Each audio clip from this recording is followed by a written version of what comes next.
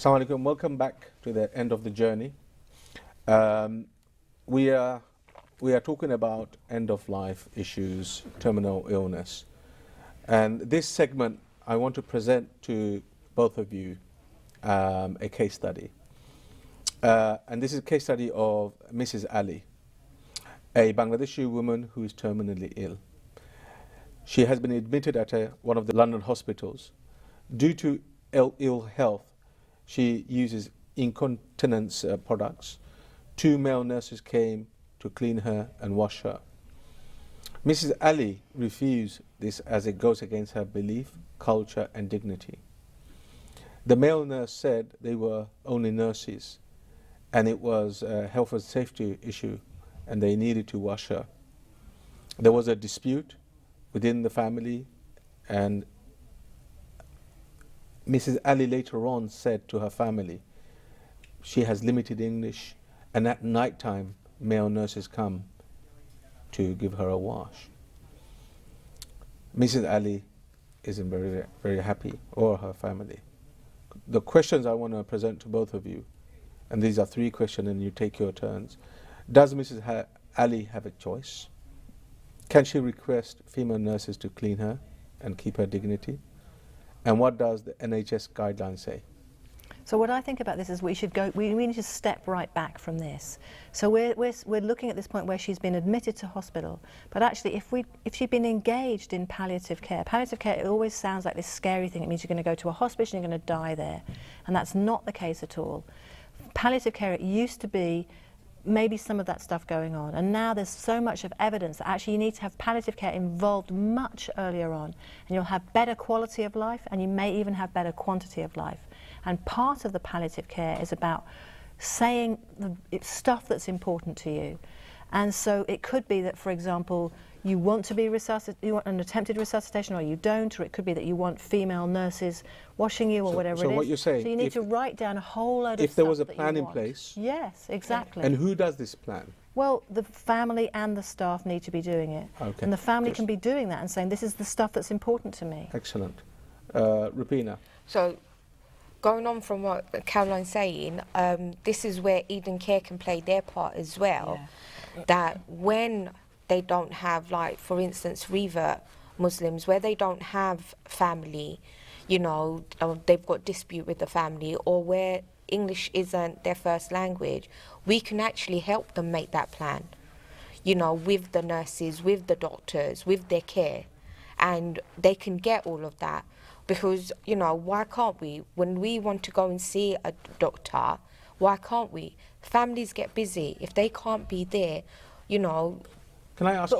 But also, yeah. It's not just about if you don't have a it's about what my mum said. You knew that you could ask. Yes. And so one of the things that Eden Care can do. Well, this is woman to say, clearly said no to the nurses. Nurses should have listened. But the thing is we need to do as I say, we need to step back from that. We need to have already had this plan agreed beforehand. Mm-hmm. And when you get to a point where there's only, for example, male staff on a ward, what are you going to do? You know, you can't just reorganise the NHS. Whereas if it had been planned beforehand, they would know. Then this would all be in place, and it would be much easier to say, well, actually, she can't go onto that ward if there's only going to be male staff there, for example. So we need to step back. Yeah. Can I? You know, we're talking about hospitals.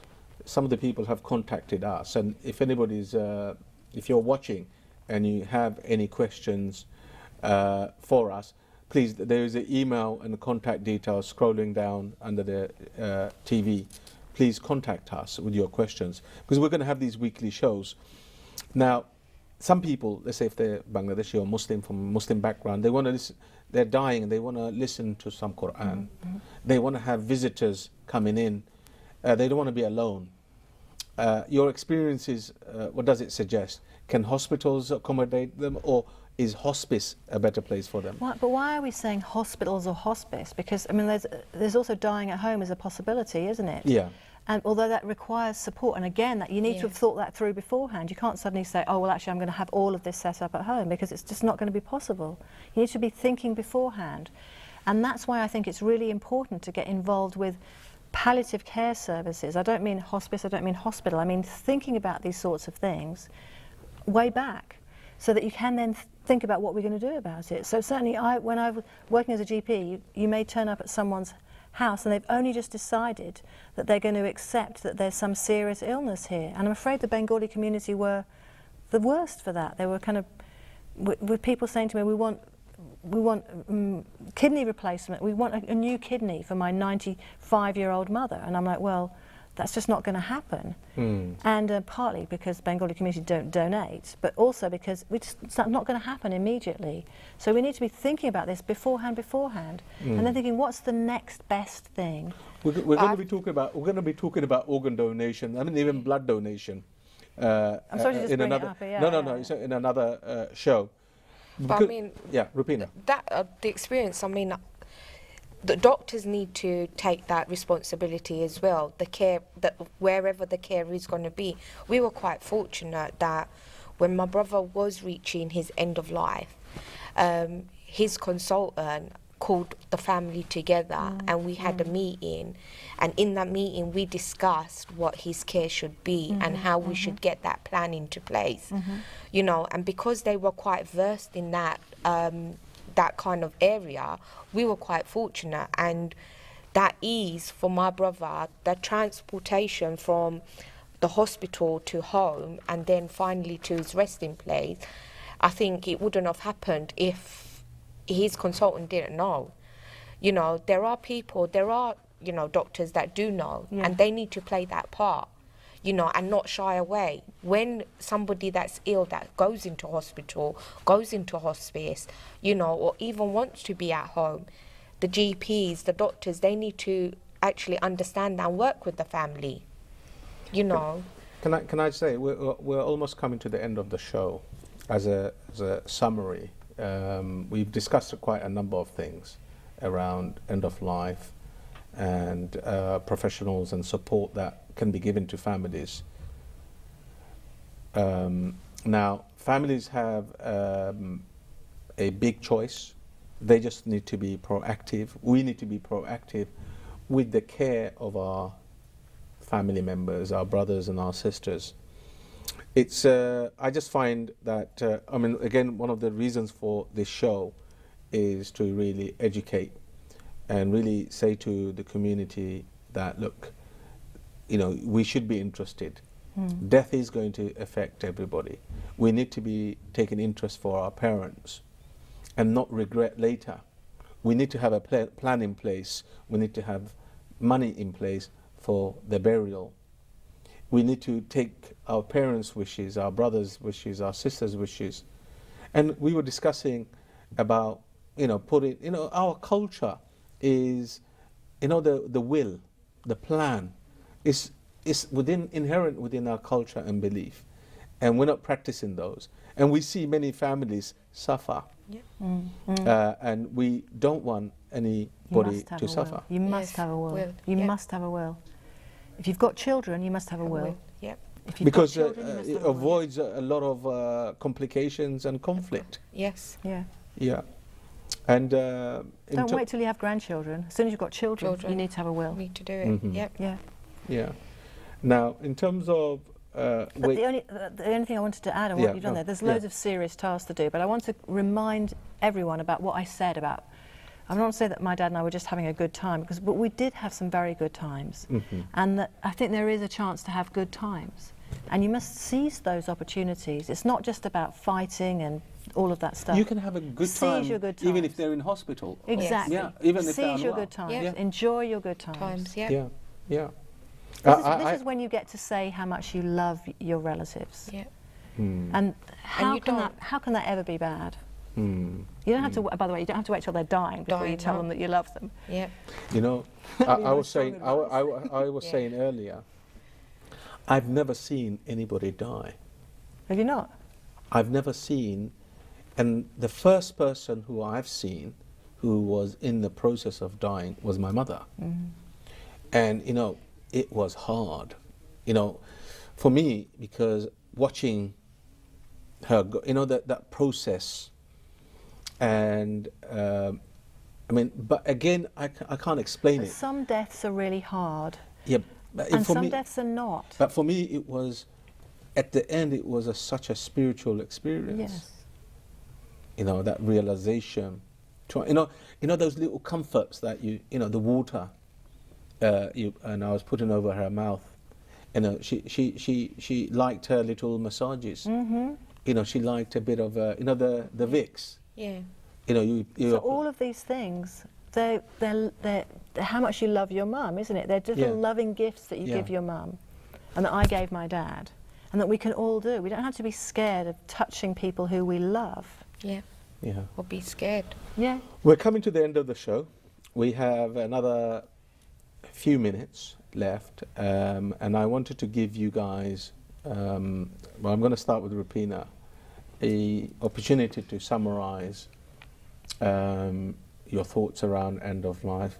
I mean, starting with Eden Care, we've come quite a way with Eden Care, and you know, being there for families that don't have anybody to turn to, being their voice. You know, it's actually, I don't know of another service that is out there. I do believe that Eden Care is quite unique in what they do. You know, and I hope that they will be around for when I am there, because we all need to be prepared for end of life, you know. If anybody's watching and they are isolated and lonely, who do they contact? You could contact Eden Care UK. We've got a website. You could put in your details there, and somebody will always get back in touch with you. We are based in Whitechapel. Again, if you didn't know where we was, you can actually go and speak to the Imam at the East London Mosque, and he will direct you. And we're quite easy to reach, and we will get in touch. Last question, are you guys East London based? We are. We're East London based, but we've actually nationwide at the moment. So we do have befrienders that if they're in a different city, I mean, we've set one up here in Sheffield, setting one down, visiting in Southend. Yeah. We're setting one up in Birmingham. So we have got Eden Care there. But Eden Care has knock-on effects, because it's not just the people that they're themselves befriending, it's about trying to influence wider services. Okay. And so that, I think, is really important. Now moving on to you, Caroline. You've got a minute and a half to summarise. I kind of said what I just wanted to say, is that it's not just about the people. I think Eden Care is great. What I like about it the most is that it's BME led. So it's not about a service saying this is what you need to do to a community. It's about a community saying this is what we want. And this has got to be the way to go. And I think that it's not just, as I've just said, about the individuals who are being befriended, who they're doing advocacy with and so on. It's about the fact that with Eden Care kind of stirring things up, then actually everything needs to change. Yes. Everything needs to change. Okay. We're almost come to the end of the show. I really hope that we have been able to, you know, educate you on something around end of life, terminal illness, and burial. And we really want to we want to empower. We want to see those people who are unwell get the best service, the best experience. Just because they're unwell doesn't mean that they've gone. They haven't got any contribution to make. You've got to live until you die. Yeah. Live until you die. And not die look whilst at you're living. my friend Peter Chatfield, who passed away. His contribution has been significant. Okay. Yeah. You know, him leaving behind the Muslim Burial Fund to help needy people with burial needs, and we must continue to strive to improve the services. And inshallah, as I've said, I hope that you found the show. This is our first show. We've made a lot of mistakes, so please forgive us. Genuinely feel if you benefited a little, we've achieved our objective. I did say please email us with your questions, and I want to thank both Dr. Caroline and Rupina for coming along and really presenting your personal experiences, which must have been very hard, and at the same time giving a professional perspective. Please watch us next week on Channel S, Sky 814. So from me and my guest, thank you very much, and Assalamu alaikum.